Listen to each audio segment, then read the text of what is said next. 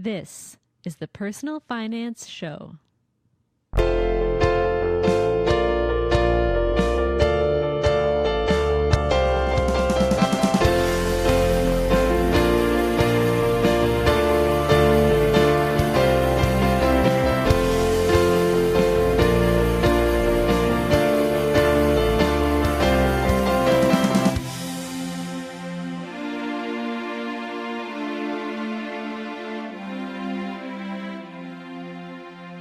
Hi, I'm Bo Humphreys, and this is the Personal Finance Show.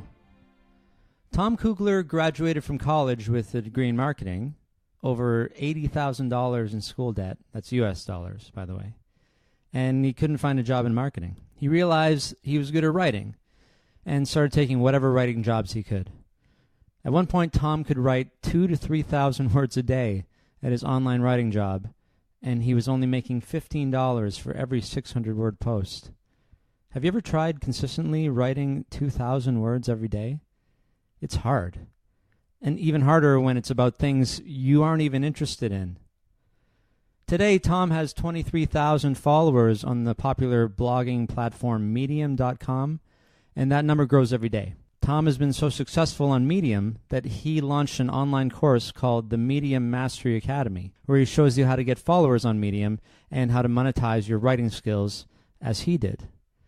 But Tom only got to where he is today because he never gave up on himself. I think it's sometimes too easy to keep a job we don't like because it pays well enough and there's $80,000 of debt staring us in the face. Tom joined me from the other side of the world in Indonesia to tell his personal finance story. Probably like my earliest money experience that was somewhat notable that sort of just popped up in my mind. I have no idea why, but I remember when I was a kid, maybe like 6, 7, we'd drive home from church on Sunday with my parents.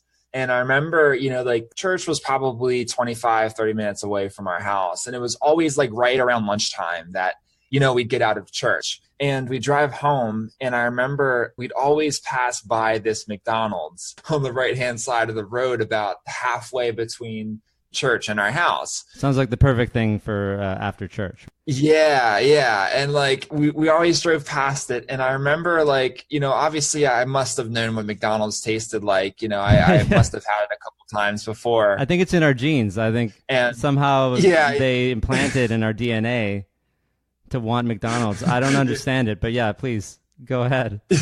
Yeah, we're just born with the taste, us Americans. We know exactly what exactly. It is. Yeah, even out here, I'm craving McDonald's all the time. But it's funny. So, like, we'd always drive past McDonald's, and I'd always ask my parents if we could stop. I would say probably about 60% of the time we did not stop, but 40% of the time we did stop. And, like, when we did stop, I would say a good portion of that time, we would just get some fries and keep going. And then if it was a really great day, we'd probably get like a Happy Meal or something and get like a whole meal. Now it's not like my parents were just like bootstrapping and we were like poor or something. It was just more so like, I think it was a money decision. And I think it was just them saying, look, like, we don't have to, we shouldn't pay for this. Like we have to, make food at home. That's the better way. And I think that that was like my first lesson where I got sort of introduced to, the fact, like the lesson that, you don't always have to buy things, like you sort of have to save and you shouldn't always just act on impulses and buy whatever you want to buy. Like you have to have some discipline. And I think that that's probably like my first lesson. Yeah, that's a good early one because you learn about, making things and how we used to have to make the things. You and I growing up in this economy where you can buy everything.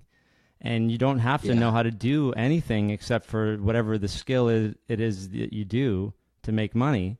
All you got to do is be able to make money. Yeah. So you can, I like this example because it kind of teaches you early about that you could do this, but maybe it's not the best thing for you. Exactly. I fully believe that we could have stopped and we could have gotten fries probably like every Sunday. Like, come on, fries are like it's $1. Not, yeah, exactly. And McDonald's is not expensive in the States. For sure. And but I think that my parents, very knowledgeably were trying to save up some money to take us to Germany when we were older. We went to Germany when I was 11. And I think they were just trying to save up for a lot of different things, maybe to move out of the place that we were at when we were young, go to Germany, things of that nature. And I think that it was just a good decision on their part. And I noticed that. I remember noticing that. And after a while, I wouldn't even ask anymore. I'd be like, all right, well, we're probably not going to get McDonald's. So yeah. I'd save my ask for every 3-4 weeks instead of every week, just to see if I could hit the jackpot. Yeah, that's a good way to ration it too. Yeah, then you learn if you just ask every so often, you're more likely to get it. But if you ask for something all the time, you're going to be disappointed half of the time or more than half. What part of Germany is your family from, or where did you go when you were 11? I remember we flew into Frankfurt. We stayed there for 3 weeks. We stayed there in Germany for 3 weeks, and we flew into Frankfurt, obviously, because that's where the airport is. And I remember we went to, I forget all of the cities we went to, but I remember we stayed in Weissenfels. I think that's kind of in the southern part of Germany. You have family still there, or do you like grandparents or something, or? Yeah, we have relatives there. My grandparents don't live there, but they're kind of like, relatives that you sort of have to look at the family tree and be like, oh, okay, that's who they are. You know what I mean? It's not like they're connected in some way. Yeah. Yeah, it's kind of hard to pinpoint. I know that I think my grandfather's cousin was over there, and we met him, and he was like the nicest guy ever, and he lived up in this mountain somewhere in the forest, and it was a beautiful home, and he had this old Mercedes that he took out of the garage, and he took my dad on a ride, and my dad was in heaven. Yeah. He was like, this is so German. Yeah. He's like, I feel so German right now. That was a really, really cool experience, and my parents were just so ecstatic, and I think my love of, and just to tie this into everything too, is my love of traveling, I think, started with that trip. Yeah. And I remember loving every second of it. And that was really my first major trip. And I remember my sister didn't really like it too much. And my brother was too young to really understand what was happening. But me, I remember just loving it and filming everything with my dad's camera. Yeah. And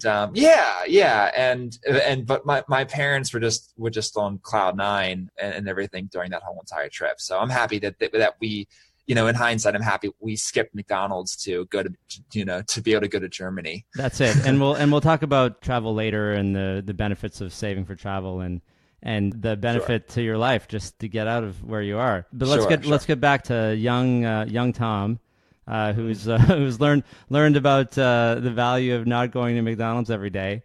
So do you remember the first time you actually earned any money? Did you have a job when you were a teenager or younger? Sure. Yeah. This is a funny one. My first job was as a baseball umpire for 7, 8, and 9, 10, and maybe a couple 11, 12 games thrown in there. But yeah, I remember learning how to be an umpire, going to the trainings and stuff. And then they'd pay us $15 a game to be a base umpire, on first or third. Okay. And they'd pay us $25 per game behind the plate, which obviously is a lot more work. You're calling balls and strikes. And that job was just what a job, to be like, all right, this is the first time you're earning money. You get full grown men yelling at you. Okay, so it was not fun. It was a lot of fun. Don't get me wrong. I really actually enjoyed it. It was also pretty stressful. A game was either super smooth or it was horrible. Yeah. So an example. Yeah. So an example would be whenever I would be a home plate umpire, basically my best games are when I'd be all right, I'm going to take a ball off, the side of each side of the plate and be that's going to be the strike zone. Because these kids, they're young, they can barely throw a baseball at all. It's come on, I'm going to give them a big strike zone. Sure. Those games were always fantastic. The coaches knew what was going to happen. Everyone seemed pretty cool about it. They're just kids. We're just having fun here. It's all it is. We don't have to move heaven and earth if I call a strike wrong or something. I have a feeling that the parents are the problem. Yeah, well, the coaches specifically, they're the problem. Yeah. But I mean, I swear, Bo, I never really had much of a problem. Obviously, some games got heated and stuff, and some parents let you know. But My last game I ever umpired, I threw out 2 coaches from one team. I swear it was the craziest thing ever because my brother worked with me as well. My brother actually like saw what I did, and my parents liked that I was an umpire, and they thought it was instilling a lot of good values in me, which it did. So they were like, Rob, why don't you go umpire with Tom? And he was like, all right, cool. So like my brother got, stationed with me, which was really great. It made me feel better. But like this guy, I just had to throw him out of the game. Like he was just being like, he just would not stop talking. And I was like, dude, it's like the top of the second inning and you have not stopped yapping. And then I had to throw him out. And things escalated quickly. And then like maybe 2-3 innings later, I had to throw the other guy out. And they were trust me, Bo, they were being particularly egregious. And and you're following the rules. These, you know, you have to follow the code. You can't just let them pass, right? Yeah. And I think that part of the reason why I did too was because, and everyone's probably listening to this and be like, oh, Tom's a jerk. No, like I swear the guy that I worked for, he said, I want you to be very, very, very strict. He's like, I want to set a precedent this year. Mm-hmm. I'm sick and tired of the coaches yapping. And I was like, all right, then, then if I see fit, then I'll do it. And I swear probably after like 90 to 100 games umpiring, that's probably how many games I did. Okay. That's a lot. That's a significant amount. So it doesn't sound like a lot of money though. It doesn't sound like, was it spending money? Were you able to sock any of that away? Not really. I remember like I probably get maybe 3 games a week, and for a grand total of anywhere from like $40 to $60, something like that, on average. I remember after like a year of working there, I actually upgraded and started umpiring at a different league. This was travel baseball, and I umpired at both places still. But I also umpired at another place, and they paid like $50 per game on the spot. Oh. Doesn't matter if you're a base umpire or a behind the plate. And like these games are like legit. Like these kids were good. Like you didn't have to take balls off the sides of the plate anymore. Like these kids were like throwing fire. Yeah. So like I had to really be sort of like on my game. So I between that and between both leagues, I ended up racking up a lot of games and therefore money. And I probably have at least 1 game every weekend, which is a big deal for me. Okay. So like I'd make $50 a weekend on the one job, and then maybe like I'd have a couple games during the week on the other job, making like less money. And how old are you at this time? Yeah, I was probably, I think 14, 15. Okay. Like $100 a week maybe for a 14, 15-year-old? Yeah, exactly. And, that was sort of like my life. And obviously I worked during the summertime, and then, I was just getting into high school at that time. So after about, mid-August or something, I'd have to stop, and then it was time for football. And then I'd have to go start playing football. So, but yeah, but during the summer when I was 14, 15, I was pulling probably like $100. And sometimes if there were big tournaments on the weekends, I might make $100, something like that, maybe a couple games, So what'd you do with it? Do you remember what you did with the money? Man, that's a really, really good question. I think that I really do believe that my mom, if I can remember correctly, my mom really instilled that like sense of, you have to save this, like put it away. You can give it to me. I'll put it in a folder for you. And you can basically like just use that during the year if you want to go to the movies or something, or if you want to, because you'll be playing sports. You don't have any time to work anymore. So I was like, all right, cool. And I think I used it, during the summer to go see movies. I think I might have used it to buy like an airsoft gun every now and then or something, one of those like little spring-loaded cock pistols or whatever that you shoot the little BBs with. Sure. That's this kind of crap I was into. And then, but that's about it. I really do believe, though, that I actually saved a lot of that money and just put it in some sort of like a manila envelope somewhere. My mom had it. So like all in cash, you didn't put it in a bank? Yeah, I didn't put it in a bank. It was just straight up, the envelope thing, and which is funny. Opened up my first account in a bank right before college, actually. Okay, so, wow. Which might be unorthodox, but that's just how my mom kind of like let everything go. And I guess I wasn't making that much money anyway, but at the same time, a bank account is a bank account. You can put money in there, maybe start to get some interest. I don't know. Not that much. I mean, that's the thing, right? So we're talking, yeah, how old are you now? I am 25. Yeah, okay. So we're talking 10 years ago, and the interest rate has not been good for a long time. So especially on a bank, on a actual, regular savings account. So, and it's not like you would have invested such little money, but you wanted it to spend throughout the year. And I guess that's a good lesson too. Like, you kind of got the idea of seasonal work, and if you save the money from your seasonal work, you can live, in your case, you didn't have any expenses, but you could have your spending money when you weren't working. Yeah, exactly. And I think I spent most of that money on just, things to do. And I think I've never really was one to buy things, and I think I went through a phase, but I think for the most part, I like to go spend it on experiences. And, experiences for me at that time was things like going to the movies or something. I love movies, but, I loved them when I was a kid. I still do, but I used to go to the movies all the time when I was a kid. But yeah, that's basically what I would spend all that money on. Yeah, that's awesome. And so, okay, so you're opening up a bank account for college. And where'd you go to college, and what did you take? So I went to my first semester. I went to a school in Florida called Palm Beach Atlantic University, and that's in West Palm Beach, basically, an hour north of Miami. Okay. And I went to school actually for film. Nice. I was talking about movies so much, but I went to school for film. And I remember after that first semester, I love this, but I'm not sure if I'm going to be able to get a job in this, sort of kicked in. I also wanted to wrestle in college, so I actually transferred schools, went up to Pennsylvania after my first semester. And by the start of 2012, I was actually at Messiah College in Harrisburg, Pennsylvania, wrestling for the team and also majoring in marketing.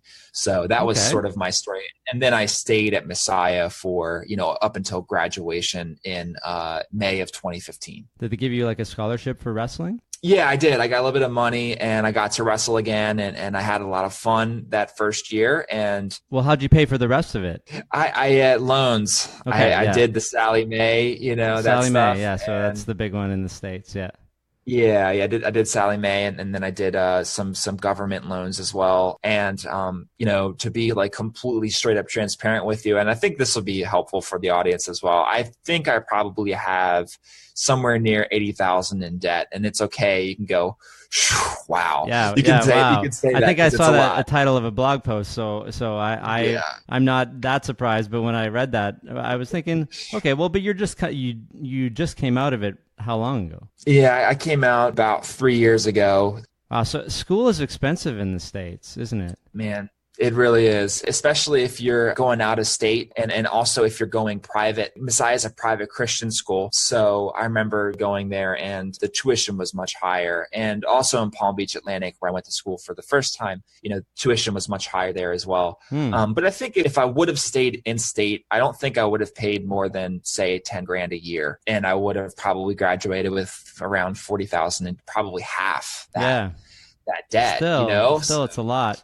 And I know. It's not like you have jobs lined up for you when you come out, right? Right. Yeah. Did you work at all during school, or? Yeah, actually, there's a lot of cool things. I after umpiring ended, I sort of stopped umpiring at the end of high school. Yeah. And I started taking a summer job during college, mowing in a mowing truck, mowing lawns during the summer. Yeah, that's cool. And yeah, and I'd mow every single day, pretty much, have one off day maybe, and because it's just such a busy season. But I didn't hate it. I actually had a lot of fun doing it because the guys are great. But I made, I think it was $85 per day, and it was straight up cash. It was all like under the table money. Nice, that's pretty good. Yeah. So it was cool. Yeah. So like envelopes coming up yet again, like at the end of the week on Fridays, I'd just get an envelope of money, and it was amazing. There's a lot of envelopes in your life. Yeah, I know. Yeah, the guy, there's a lot of envelopes. And this isn't that long ago. It's like there are things like PayPal and money transfers and stuff, but everyone's just still I've been learning this about the States lately, is that and Canada is we're way behind in terms of like the way that money is transferred around. Like we all still have checks, and in Australia, actually, yeah, if you've been. Australia, and other parts of the world, in Europe, they don't even know what checks are. Wow. Yeah, Wow. they're like, what Incredible. is this? Like, can I send you an e-transfer? Like, there's Yeah. so many. It's just funny. That like we still love cash and checks and everything, but $85 a day, that's pretty awesome. But that's only putting a tiny dent in what you're owing for school, though. Exactly. Exactly. Yeah. And I was probably, I try to like do the calculations for myself to see how much money I was actually making every summer. And I think I was making somewhere near like, 6,000 Sure. bucks in the Yeah. summertime, just netting. Yeah, like as far as like net, I think that, I'd probably spend a little bit of that money every month for lunch and stuff like that. We'd always go out to lunch in the mowing truck. But Hmm. for the most part, if I'm making like 400 bucks every week times 4 weeks times 3 months, that's, that Yeah. I think that's about what it works out to. So 6,000, every summer. And obviously, like you pointed out, that's just, there's no way I could have paid for college with that. There's no way I could have paid for private school college unless I had a job that was paying me freaking like Yeah, 40K there's a no year. chance. I mean, they basically have us tied up. We have to borrow, or if you Yeah. like, if your parents can pay for it, or if you have wealthy other relatives who are willing to donate. I just don't know how you guys can do it in the States with, some people come up with 200 grand in debt Yes. at the end. But how did you feel? Did you think about the debt at all? Did it make you feel any kind of way, like knowing that you had all of this? Yes, yes, it did.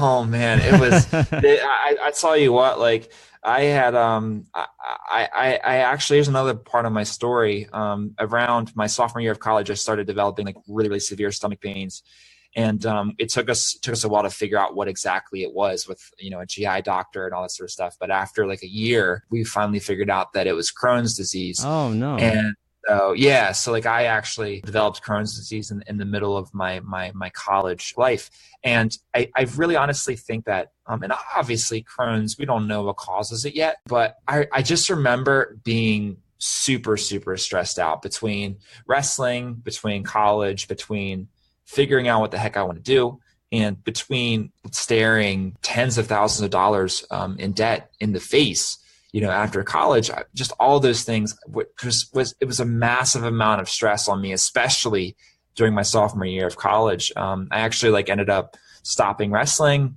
I couldn't do it anymore. I was like, I need to like dump off some stress. So Yeah.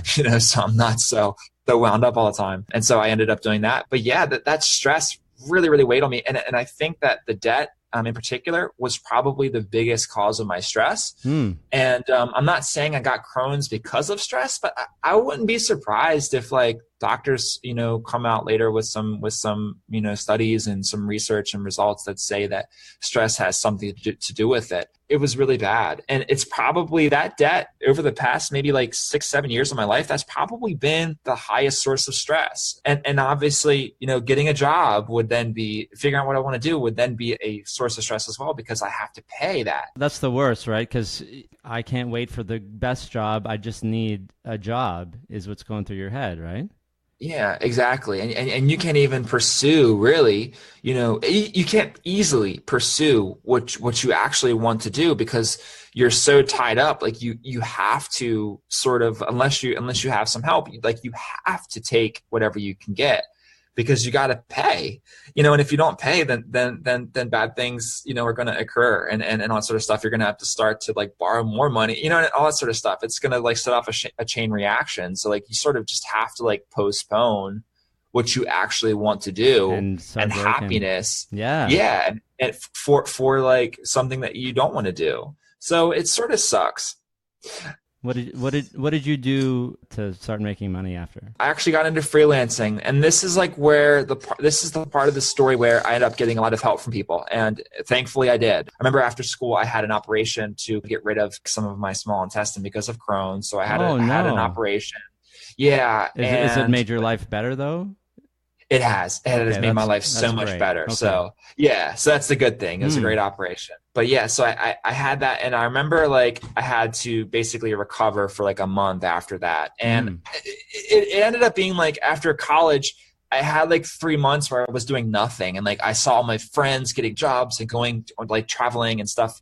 And I was just like sitting in a hospital bed. You know, I just didn't know what to do. Well, what could you do? Yeah, well, yeah, exactly. I couldn't really do much of anything. And so I got out of the hospital. I recovered. I moved to Florida with some friends, and I tried to make it work there. My plan was get a job in marketing as quickly as possible, build up some cash, and then try to get a place. And I was living with my friend at the time who was Exhibit A for, help at that time in my life. And, that was just basically my plan. It didn't really work out like that. I remember like I went to tons and tons of interviews, never really got in anywhere. And I just like, I couldn't really believe that some people like didn't want to take a chance on me because I felt like I had so much promise. I ended up like getting a job like as a server at a restaurant, worked there for like 2 weeks. Then I quit. Okay. Just couldn't do it. I was just like, this is just torture. Like, why do I have a degree and I'm doing this?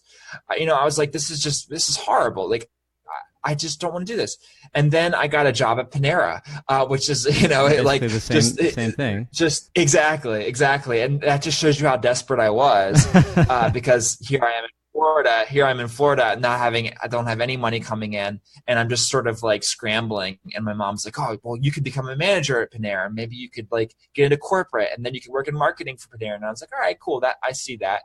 So, in an act of desperation, I took a job at Panera, worked there for 2 weeks, quit again. Okay.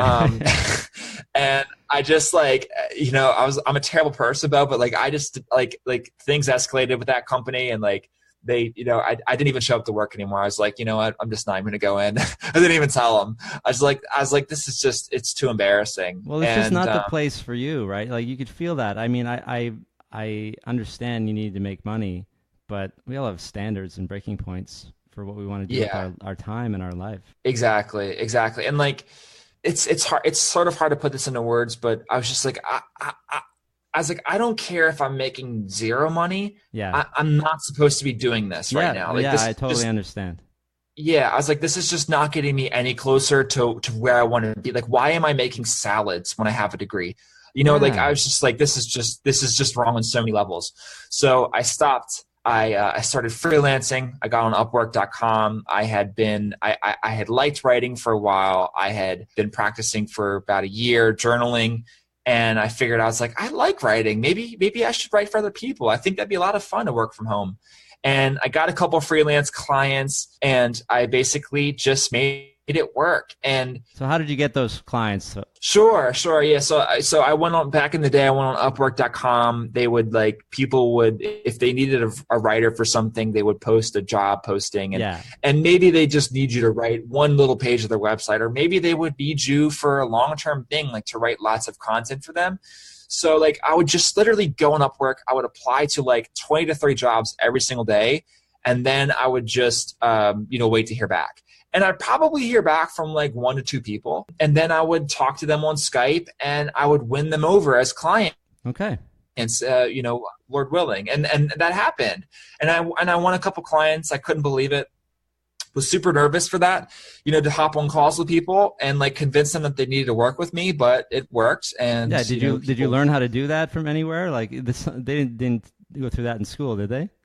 No, they didn't. And I was like, I can't even convince someone to hire me for a job in the real world. Like how could I like convince someone over like a Skype call to hire me? But they did. And before I started freelancing, I actually got a little side job working for free, writing blog posts for a sports website about baseball. And I wrote about the Baltimore Orioles because I'm from Baltimore.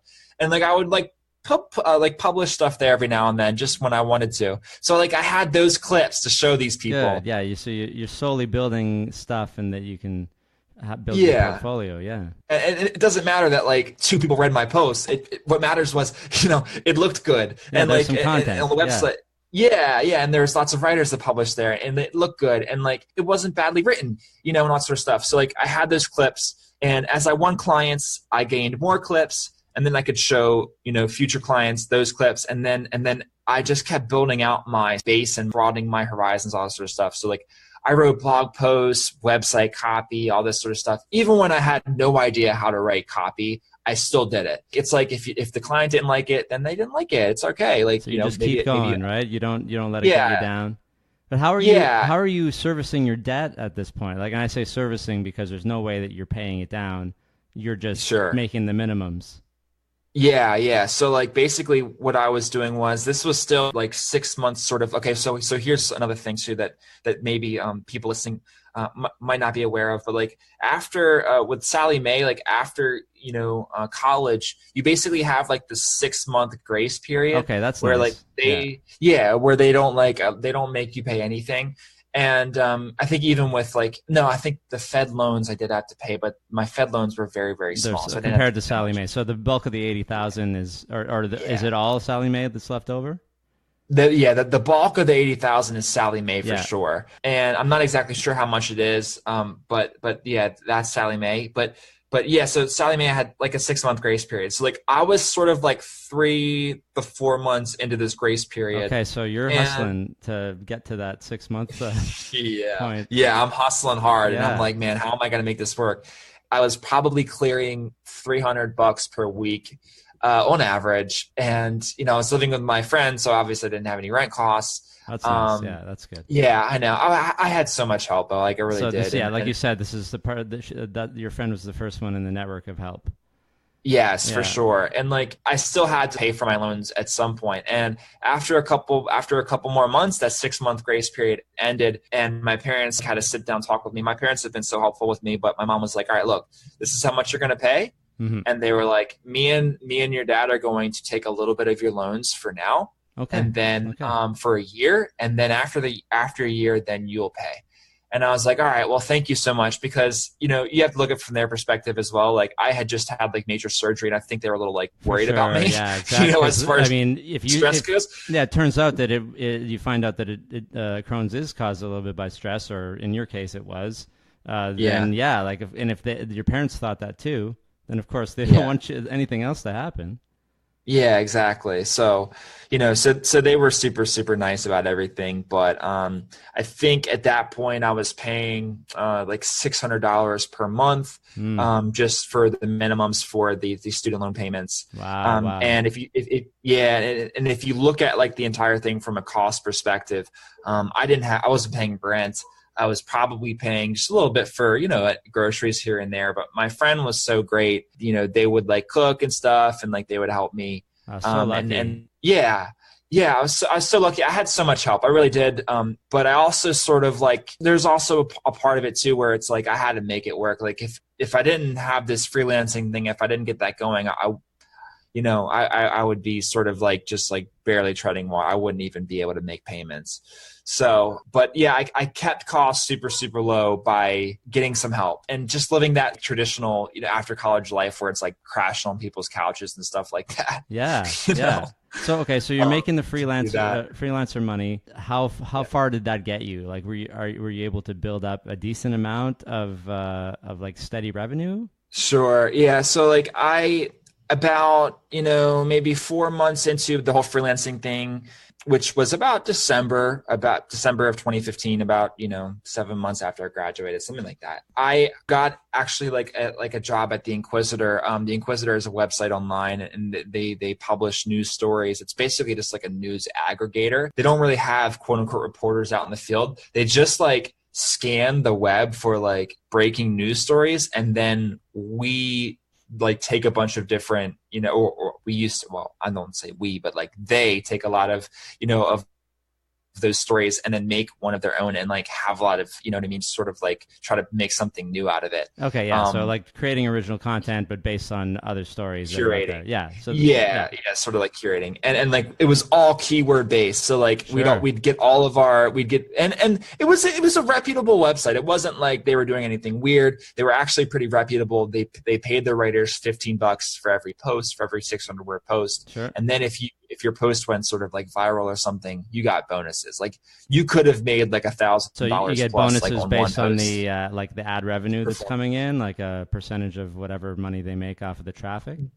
Yeah, That yeah, kind of deal. exactly. Yeah. Okay. Yeah. So like that really sort of became like my main, means of revenue. And I remember at that point I started making 300, 400, sometimes like 500 per week. It sounds like a lot of writing. Like, are you writing all day? Are you just writing and writing and writing?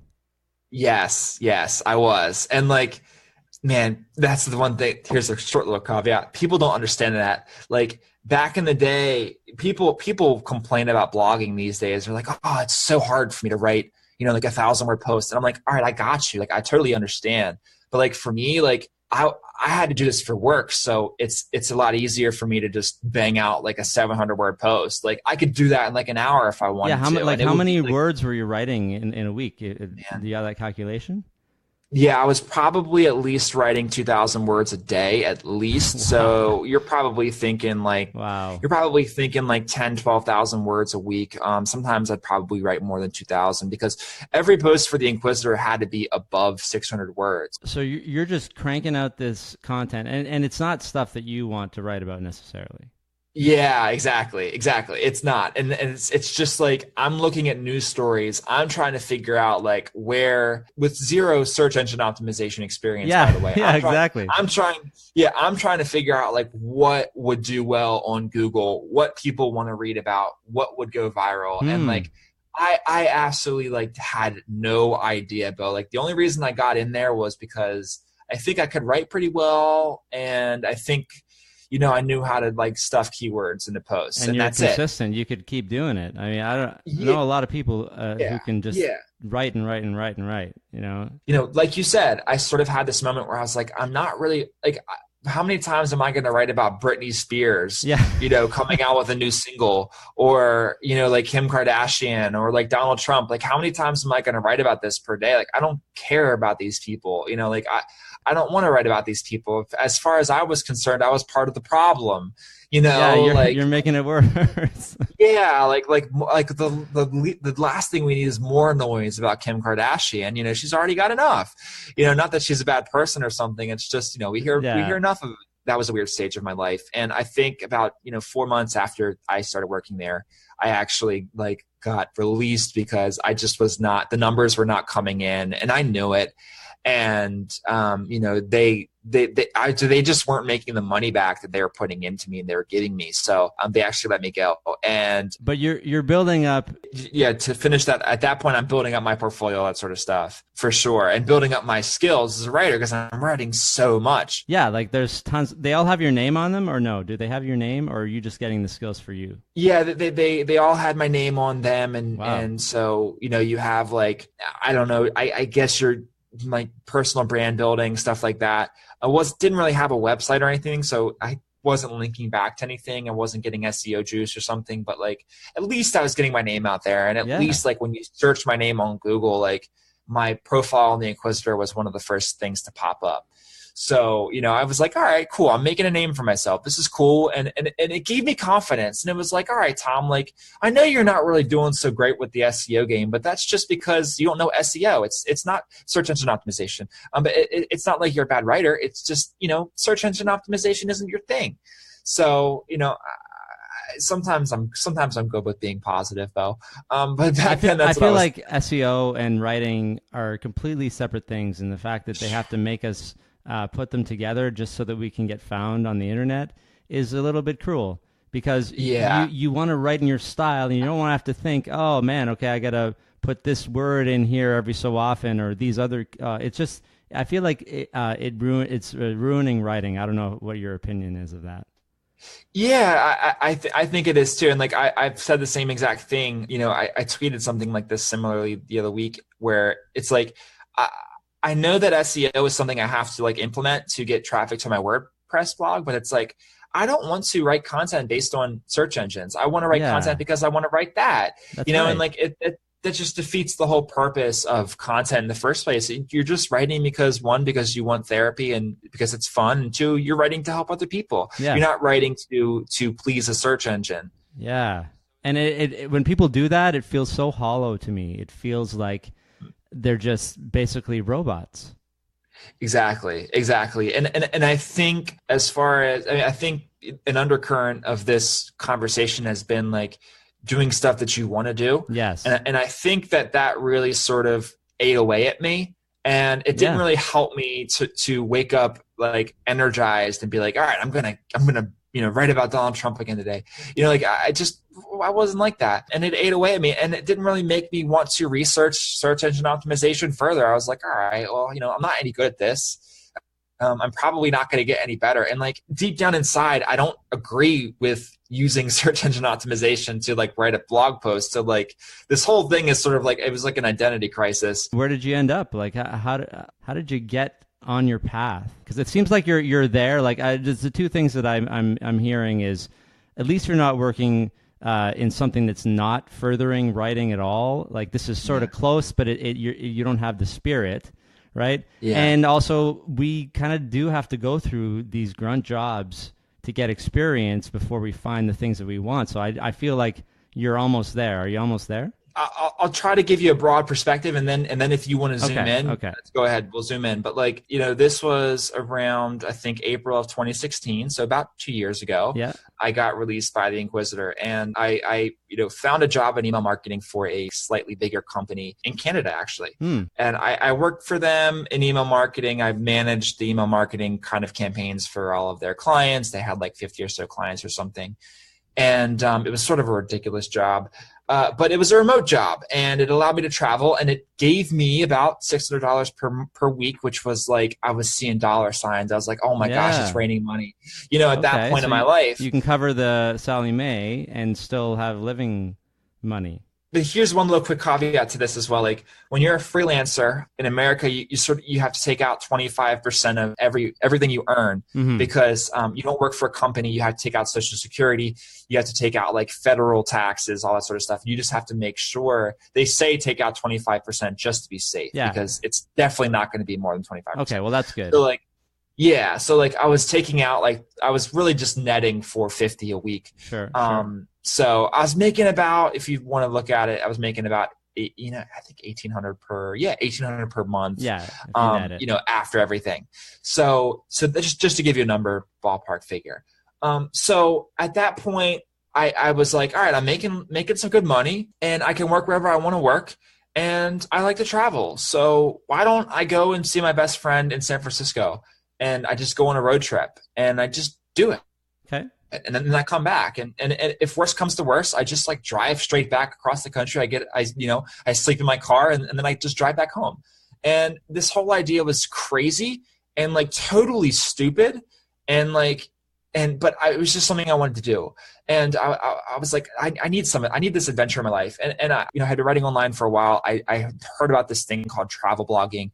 And I was like, maybe if I go across the country and I use my job that I have now to support myself, I can like work at night or something, or like when I'm off to blog and to build up my own blog. Maybe one day make money through blogging, just blogging.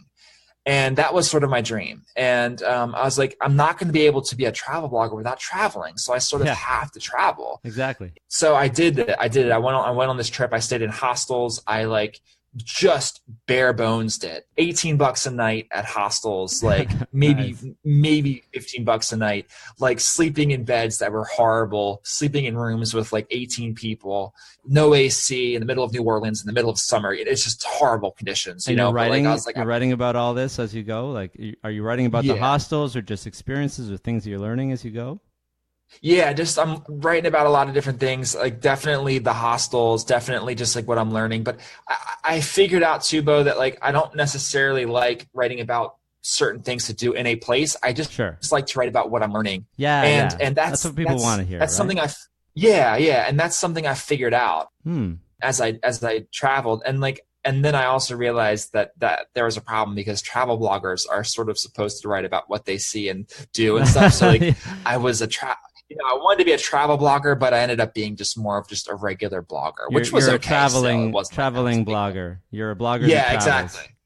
yeah. And I was getting, sort of like life lessons through traveling. So I did that, and and I was just bare bonesing it, and I was just basically making as much as I was spending, and I could not believe I was doing it. But I would like make like this big like Filipino soup called caldereta every single week. At the beginning of the week, I would like make this big bowl of soup, and then I'd put it in the fridge, and then I would just eat it for like lunch and dinner for like 3 days after. And then I'd be like, all right, I spent $20 on that. And it lasted me like lunch and dinner, maybe with like a little snack for lunch as well, because I think, Sure. just that wouldn't have been enough. But I was like, that got me through, and then I'm traveling again on the weekends. So like, I really, really bare bones the crap out of it. And you can do that when you're in your 20s, you can do this stuff. But I'm worried. Yeah. I'm worried about you with the missing part of your intestine, though, and your history. Yeah. But it all worked out. It all worked out, thankfully. And I made it across the country. Learned a ton on that first leg of my trip. It was a month-long little trip. And I went from Orlando, Florida to San Francisco, made it there. Oddly enough, to one of the most expensive places in the world to live. Exactly. And which is another wrinkle in the story. But my best friend was there. He and I had been talking about spending another summer together for a while. And I went out there and I was like, look, man, I can come out there. I was like, maybe I can just come out there for a week or something, just come say hi, and then I'll just come right back. He was like, nah, man. He's like, you could spend the summer with me. I was like, are you sure? He's like, yeah, for sure. I got a place for you. You come stay with me. So I went out there and spent the summer out there having a ball. San Francisco is probably like one of my favorite places in the world. It's amazing. It is amazing. And I don't know why it doesn't get more fanfare. Like New York City's great, but San Francisco, man, come on. But I feel like it's pretty good. I mean, you're right though. It's not like top of the list in terms of the cities. But yeah, there's so many places to travel to from San Francisco too, like all the surrounding areas. Yeah, it's beautiful, and they got the redwoods and stuff like that. And thankfully for me, there's a lot of natural things to do in San Francisco that you don't necessarily have to pay for. So exactly. Me being a 22, 23-year-old guy, the only thing that I was paying for was probably if we wanted to go out that weekend or something, we're going to go out to the bars, or we're going to maybe go get some alcohol or something. And we're going to, sort of hang out with friends and drink a little bit, so that was what I was spending my money on. And, so I extremely, so much help though, honestly, so much help, but at the same time, I was still kind of getting into my savings a little bit, whatever savings I had. My job was starting to deteriorate because so many things went into that as well, but I just did not want to sort of work in email marketing anymore. And you're just doing this stuff to get by. You're not, you haven't yet found what it is that you want to do. Yeah. And I just, there's so many clients that they had, and it's really a problem with the company. And I was just handling too many clients, and we had an expansion problem, we needed to hire more people, but it was just in this weird phase where it was we just didn't have enough people helping. Okay. Yeah. So I got overwhelmed. I ended up just telling the guy, I was like, I can't do this anymore. I'm going to stick back to freelancing, and I wish you good luck. And on my way back home, I think I started contributing to this oil and gas website that has since gone under. But I was getting paid $50 per post for them, which was awesome. Yeah, that's pretty good. Because you already have a reputation at this point. You can point to all this work that you've done online. Yeah. And they would take as many posts as I wanted to write. And so I pitched them so many ideas, and I wrote so many posts for them. And that was my means of making money. And I was probably making about $500 per week with that afterwards. And I was slowly making my way back across the country at the end of summer. So this is about, maybe August of 2016. I'm making my way back. Had a great summer in San Francisco, but now I'm coming back. And it took me about a month to get back home. And I got back home in late September. Yeah, in late September. And then I basically, I had been blogging as well and building up a little bit of an audience, but I was really just terrible at it. Really? Where are you blogging? Are you on your website? Yeah, WordPress. I had a WordPress blog. It was findingtom.com. I actually still blog there. I never really shut it down. Yeah, I never really shut it down. And now I'm using it to pivot into something else. But yeah, so I was blogging there, and I just had no idea what to do. And obviously, when you start something new for the first time, you make a ton of mistakes. Yeah. But when I got home, I kept freelancing, had my head down with that. And then I came across this wonderful platform that would like change my life forever Mm-hmm. called medium.com. And basically it's like a Twitter for writers. You can follow writers, and instead of like them posting tweets and stuff, like they post like full on blog posts. What is it about Medium that made it so different? So Medium.com, is it just like the structure or the amount of the people that they had on there when you started? Like what was so special? Yeah, that's a great question. I remember like seeing a lot of the posts on Medium, and they all it just felt right from the beginning. They all seemed so heartfelt. It wasn't like what we were talking about before, which is really cool to connect this. It's like the SEO. I wasn't seeing that. I wasn't seeing like people plugging keywords into posts, trying to like get search engines to like find them. I was just seeing people like bleeding on the screen or bleeding on the keyboard and like opening up about their lives in ways that I've never sort of really seen before. Okay. I was like, that place seems so cool. And like, I was like, I never really heard of Medium before, but like, it's so cool because I can follow my favorite writer, or like, like I can keep getting their posts on my homepage. And I was like, this is so awesome. Like, this is where I need to be. Like, there's writers. It felt like a social media platform just for writers, and it is. That's because it is. I guess that's what it is. Yeah. Yeah, and like I was like, this is cool. It's almost like if they made a social media platform just for florists or something. You know what I mean? Yeah, Or like just anything, plug anything there. It felt like more like a home for you. Yeah, it just felt right. So I was like, you know what? I was like, I just got back from my trip. I have so many things to say. Yeah. I learned so much. And I'm going to write 5 times per week, little posts, like little nuggets, like 200, 300 word posts. And then I'm going to publish them. And I'm going to do that every single night. And, 200 to 300 word posts is like nothing to me. It's like, I'll get that done in 20 minutes. Yeah. Because I had been writing for so long. That's not because I'm great. It's just because I had so much freaking experience, Yeah, exactly. Thanks, Inquisitor. But yeah, so like that was happening for me. And like, I remember I started like a little publication that was hosted on Medium, published there 5 times per week. It was called the Post-Grad Survival Guide. And about 3 weeks into doing that, every single day, I started just getting like 30 followers per night.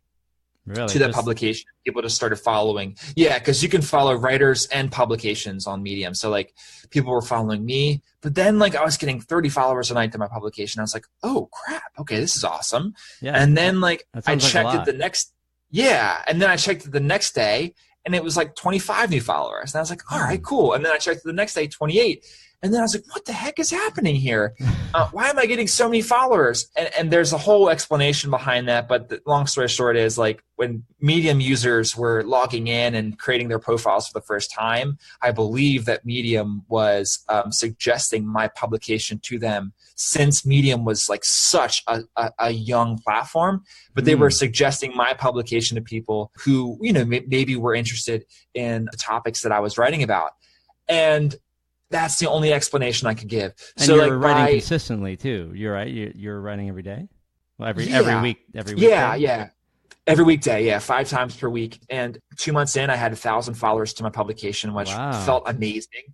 It felt amazing. I was like, wow. I was like, it's like what I have to say is actually meaningful. And people want to read this. And like that was the first time I ever had that feeling. And I remember like being addicted to it. I was like, all right, cool. I can do anything now. I was like, if people really read my stuff right now, and if I have 1,000 followers right now, like it's just going to keep happening. Like it's the platform is helping me, yes, but people wouldn't be following me and supporting my stories if I wasn't actually pretty good. And are you getting comments? Are you getting like actual feedback at all too at this point, or not yet? Yeah, which was a whole other thing too, Bo. Like that was the first time I really felt that. From that perspective. And now I, sometimes get like 30, 40, 50 comments a day to comments. Like any number of posts. Yeah. And like back then I remember like getting one comment and being like, wow, like someone, I know. One person. And like, it sucks that I've gotten away from that to, feeling that boyish joy, but no, we all get used to things. We all get used to, this is your new reality, right? But and how many followers would you keep getting? Like if you get 50 comments, how many do the followers like sort of max out at a certain level, or?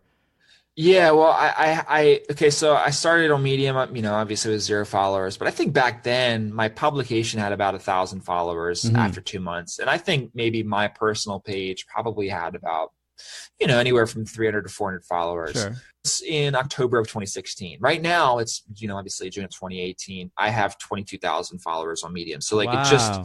I'm not exactly sure how many new followers I get per day, but I would say it's probably anywhere from like 20 to 30 to 40 maybe, Yeah. depending on how many views I get that day. I guess it Um, might even be more because, like, let's say if you got that every day, if it was 20 every day, right? That's you know, you got 6 or 7,000 in a year, and yeah, you've gotten more than that if it's just been 2 years.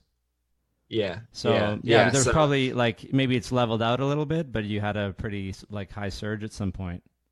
I did, and I think it has to do with Medium's sort of platform being so young, and Yeah. they were suggesting me and my publication to people, and like there just wasn't that much competition, and there really still isn't, but that's just how it was for me back then on Medium. And basically, I built up my following. I was doing that, and I was blogging 5 times per week, and it wasn't that hard. I just spent 20, 30 minutes per night on it, and then I was freelancing full time during the day. And like me blogging at night was like such a great thing. I was like, wow, I finally get to write about what I want to You're write about. getting the feedback and the inspiration. You know?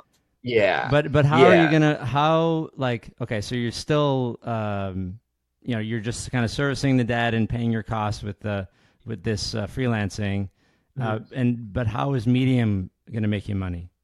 Sure. Yeah. So in October of 2018, 2016, sorry, I got started on Medium. I wrote there for a year and I built up my following and I started building out my email list. And about a year after that, in October of 2017, I started just feeling like the gas tank was empty. Like not as far as blogging goes, but as far as freelancing goes, I was like, I'm Yeah. sick of this. I was like, how many times am I going to go through this process of like, and for some people that this is okay. Like they like this process of winning clients and working on projects that are new and different. And I understand that, but like for me, that was just I couldn't do it anymore. Yeah, I'm with you. Yeah. Yeah, yeah. And like I got to this point where it was like I was just like winning clients, losing clients, winning more clients, writing about a lot of different things. And I was just like, I'm sick of this. I'm done. And I don't want to do this anymore. And I was like, the last time that I sort of like made a jump and didn't know if it was going to work out, but try to make it work, like it worked out, which was me quitting Panera to go to freelancing. So Yeah. I was like, all right. So I got an email list of like 1,200 people.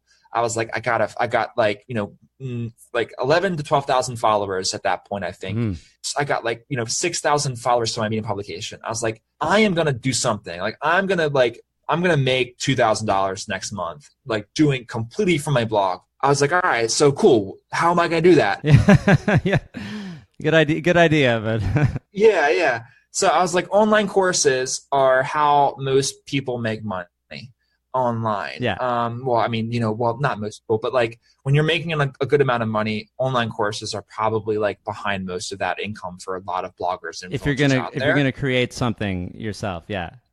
Yeah, yeah. And like you could do that with ebooks and affiliate marketing. And there's so many other ways you can make money, ad revenue, all that sort of stuff, sponsored posts. But online courses is a way that you can be a little more hands-on and you can demand more money because you'll be more hands-on with people if you want to be. So I was like, all right, cool, online courses. What am I good at? Like what can I like sell people on?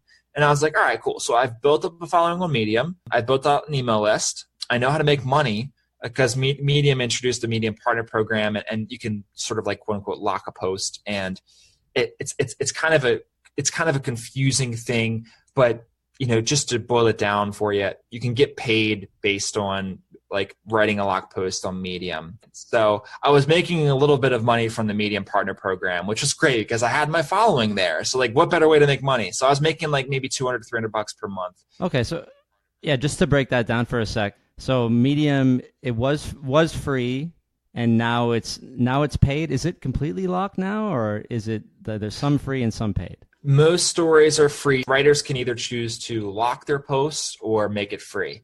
So when you lock your posts, only people that are Medium members can see it. So like you have to pay $5 to become a Medium member. And basically, if they find your story and clap for it, which is the equivalent of like a like on Facebook or like a retweet on Twitter. Except you can clap as many times as you want, right?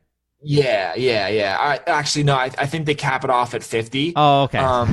Yeah, they cap it off at 50. So based on like, if that person claps for your story, you actually get a portion of the revenue that they pay to Medium to be a Medium member. Okay. So like they're paying everyone pays Medium $5 to be a Medium member who wants to be. You can have a free profile if you want to, but for those that want to be a member, they pay $5. Yeah. So like if they clap for your story, and if they clap for maybe like 5 or 4 other stories along with yours that month, you get $1 of their Medium membership fee because they clap for 4 other stories.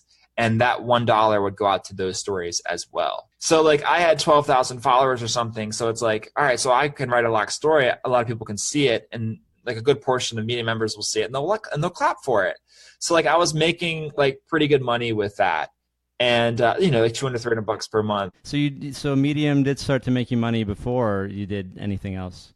So that's good. Oh, yeah, wow. Exactly. All right. And I had been writing a lot about travel, life lessons, things like that, things that I've learned, being a young person, all that sort of stuff.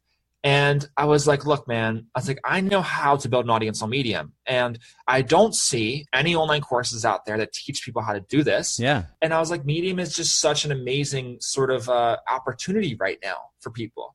It was actually much more dramatic than I'm saying it is right now. Like I was so defeated. Like I was like, at this point in my life, I was like, I don't know what I want to do. Like I'm at the end of my rope.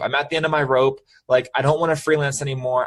I feel like I'm ready to take the next step, but like, I just don't know how I'm going to do it. And then I came up with the idea for this course. So Medium course, I think I went to like a pizza place, sat down for like 2 hours and just drafted up like a little sort of, like an outline of the course, made it 5 modules, just wrote down like a bunch of lessons that I thought I would wanted to do, just a rough sketch.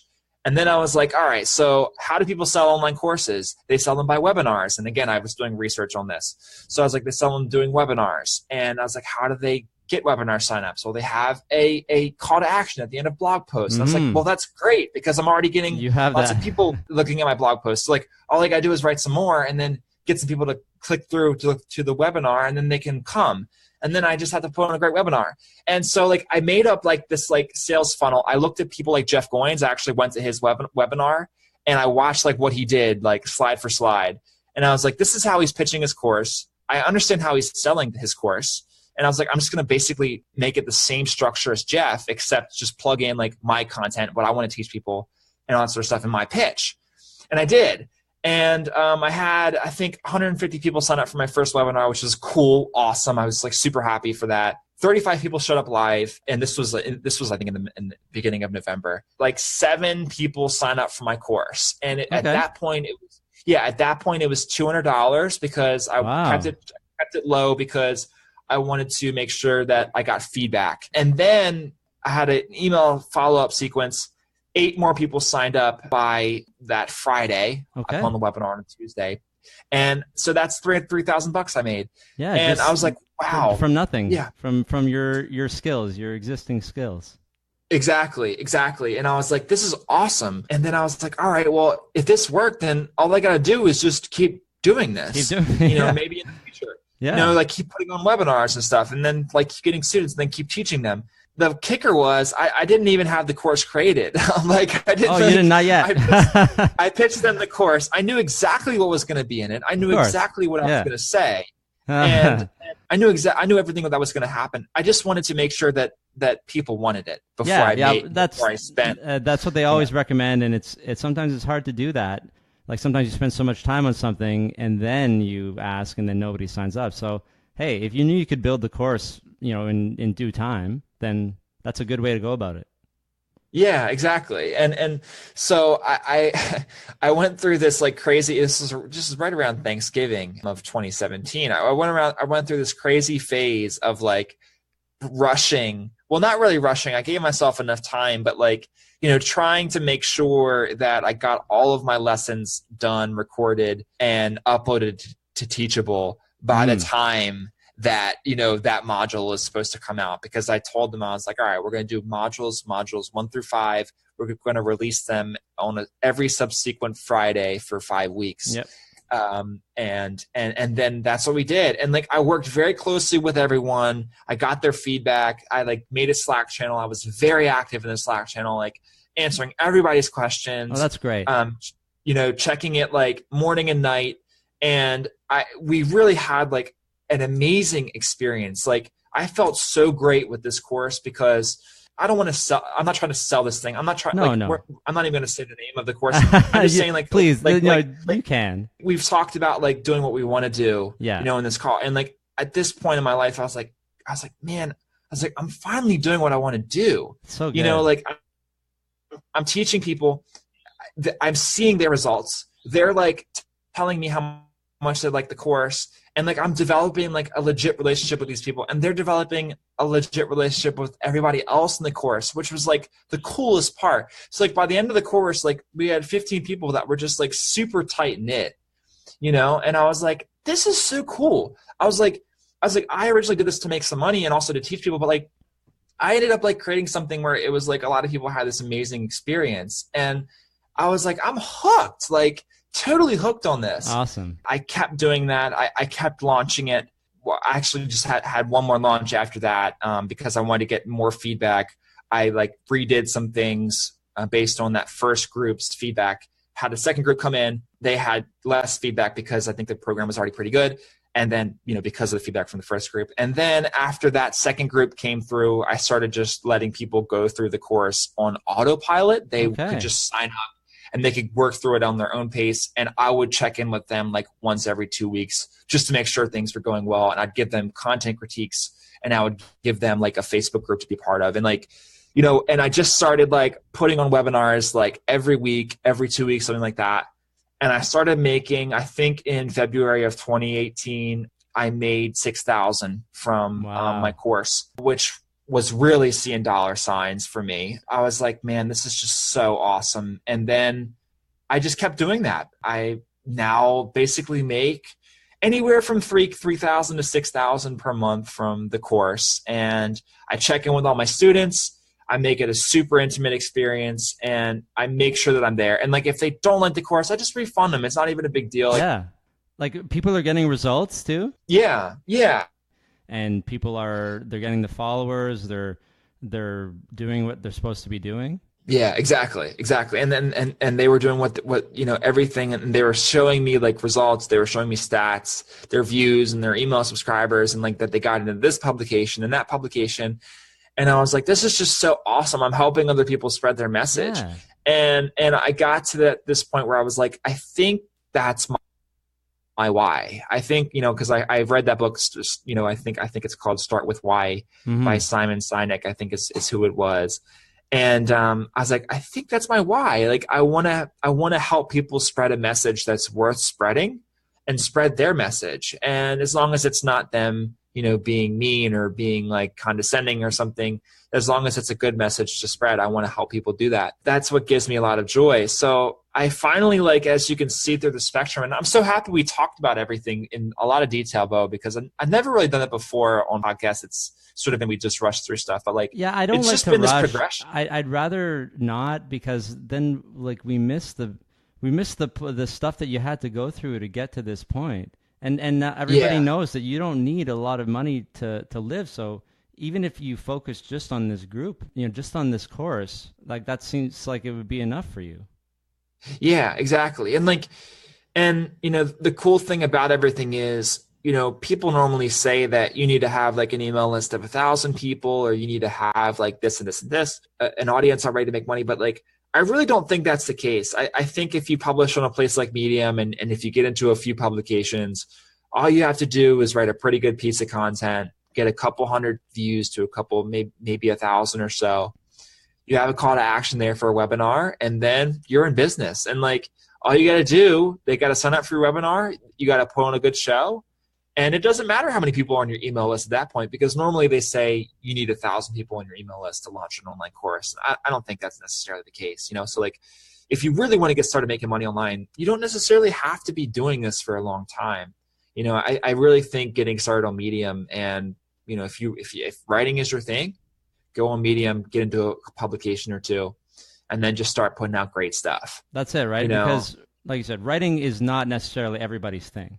But the worst thing would be if writing is your thing and you're really good at it, but then no one ever sees it, right? That's kind of the worst situation, because you have this ability to help them get seen, and all they need is awesome content. And yeah, I want people with awesome content to be seen, and I think that's we all kind of try to help each other, right? Sharing other content, talking, being on podcasts, sharing all this stuff, right? The coolest moments are when like people, students.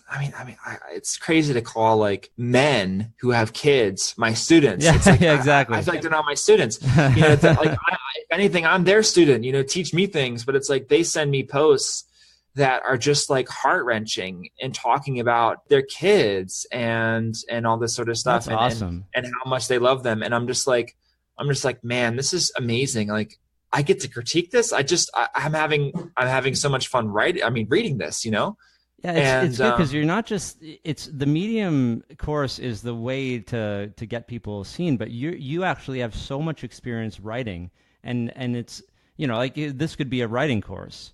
And in a way, is it half writing course, half Medium? Yeah, that's exactly what it is. You hit the nail on the head. The first couple modules are all about, there's Medium strategies sprinkled in there, a good bit, but it's really all about writing and how to become a better writer. And I use like personalized content critiques to sort of make sure that each person knows exactly what they have to do as they work through the course as well. But yeah, it's definitely not just a Medium course. It's a writing course. It's like you're going to learn how to write better content, and you're also going to learn how to leverage Medium's platform to get more views and stuff like that. So like, that's just how the course shakes out. And that I didn't really plan it on being that way.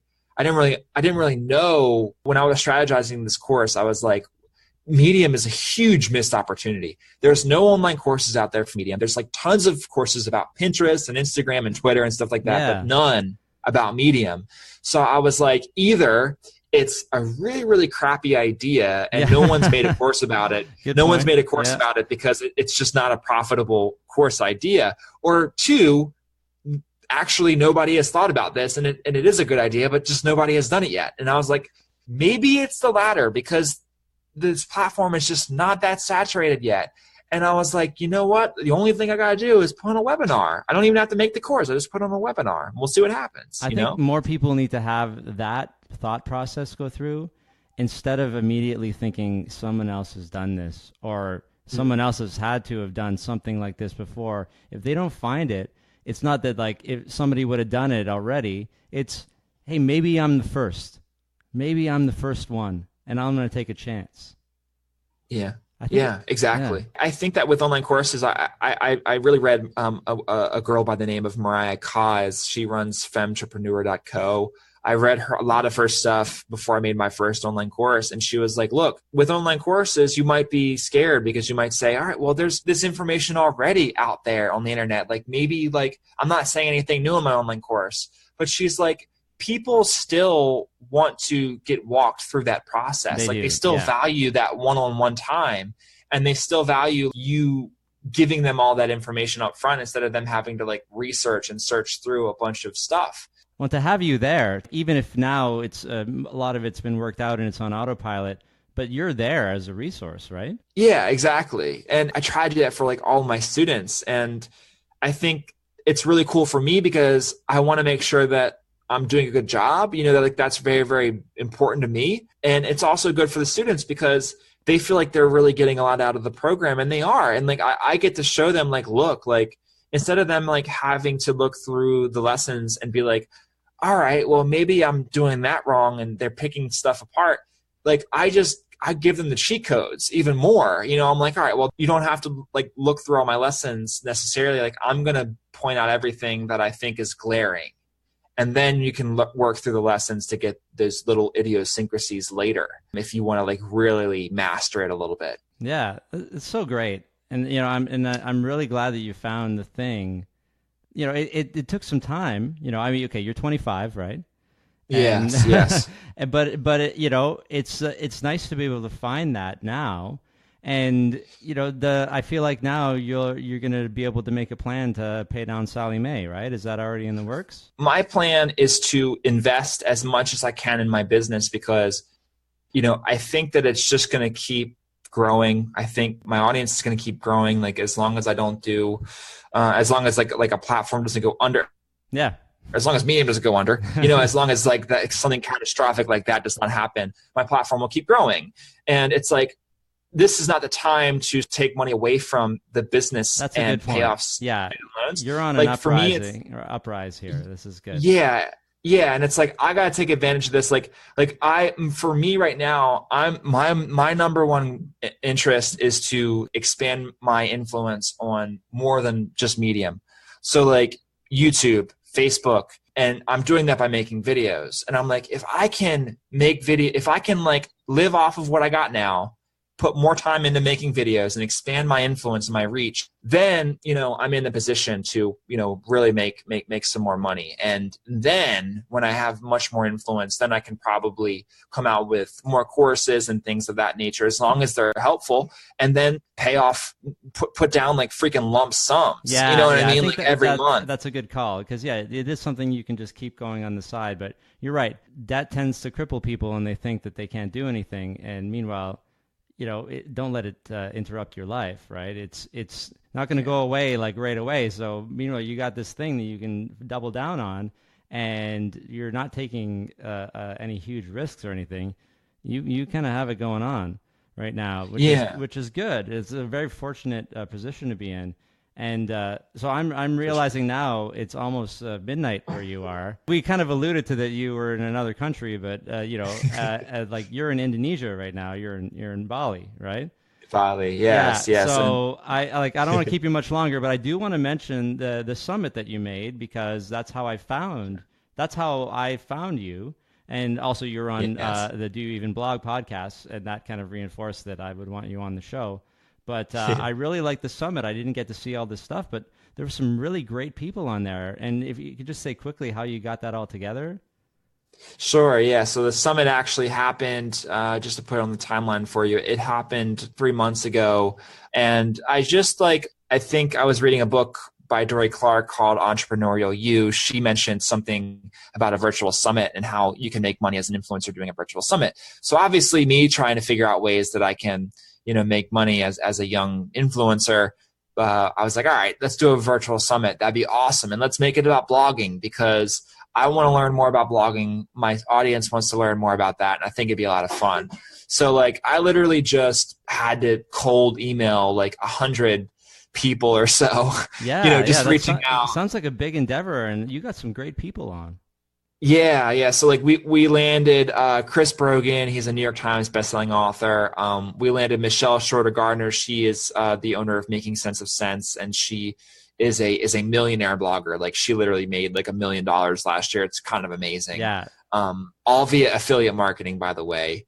So check her out. And then Dory Clark, the person that actually told me about virtual summits in the first place via her book, she came on. I tweeted at her and I was like, I learned about virtual summits via your book. I really want to interview you for mine. And she was so cool. She was like, all right, let's do it.